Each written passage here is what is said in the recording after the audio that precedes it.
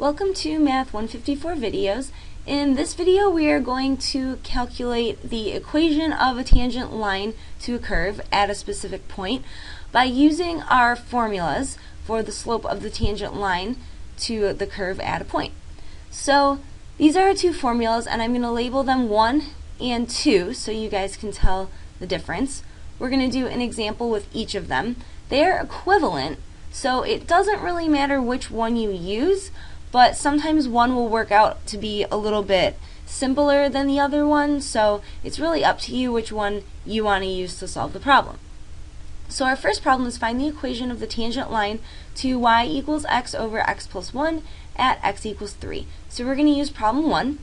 So that tells us we need the limit as x approaches a of f of x minus f of a all over x minus a. And that's going to be the slope of our tangent line at this point.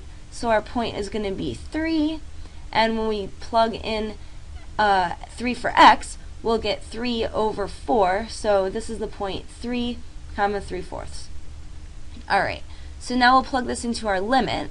So we have the limit as x approaches a. In this case, our point a, f of a is 3, 3/4. So our a is going to be 3. So the limit as x approaches 3, our f of x is just x over x plus 1 minus f of a, which was 3/4, all over our x minus a, which is x minus 3.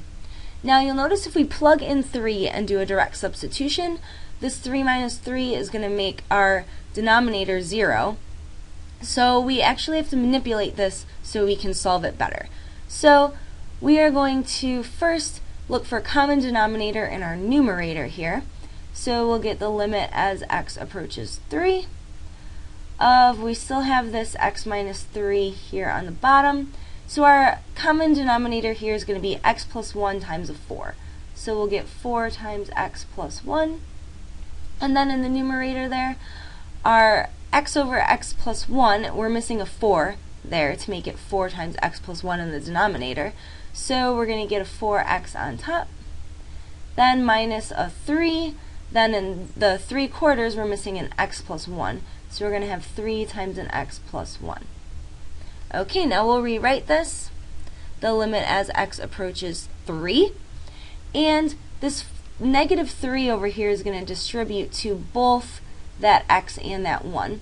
So we're going to have a 4x minus a 3x, so that's just going to be 1x. And then we're going to have a negative 3 times that 1 is going to be a negative 3, all over 4 times x plus 1.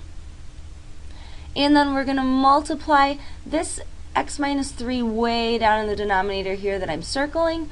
We're just going to multiply the whole thing by 1 over that, which is the same thing. That doesn't change the value at all. It's just writing it in a different way so we can understand what's going on a little bit better. Now it's pretty obvious these x minus 3's are going to cancel. So we'll get the limit as x approaches 3 of 1 over 4 times x plus 1. And now this is just a direct substitution. So that's going to be 1 over 4 times 3 plus 1. And the limit sign drops out because we're actually taking the limit now. And so that's going to be 1 over 4 times 4, which is 1/16. Now that is just the slope of our tangent line. So now we need to plug our equation back into the point slope formula. So y minus our y coordinate, which is 3 over 4, is going to be equal to our slope, which was 1/16, times x minus our x coordinate, which was 3, and that's the actual equation for our tangent line. Now if your professor wants it in slope-intercept form instead of point-slope form, we would have to distribute this 1/16 and then solve for y. But this is the equation of our tangent line in our point-slope form. So here's our second example, and for this example we're going to use our second limit definition.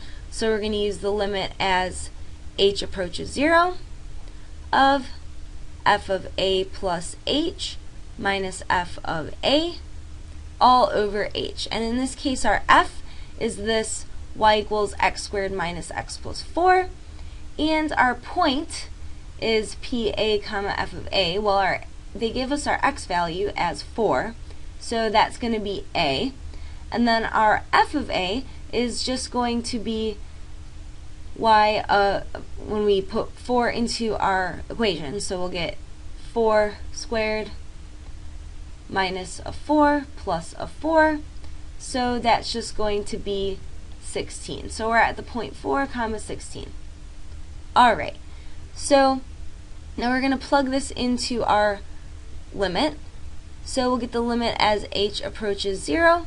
Now f of a plus h, that's just plugging in a plus h wherever we see an x, right? So it's f of a plus h instead of f of x. So our a value was 4, keep that in mind. So we're going to get h plus 4, that thing squared, that's still a plus h. So h plus 4 squared instead of our x squared. Then minus our x, which is now 4 plus h. It doesn't matter if I write 4 plus h or h plus 4, it's the same thing. And then plus a 4. Then minus our f of a.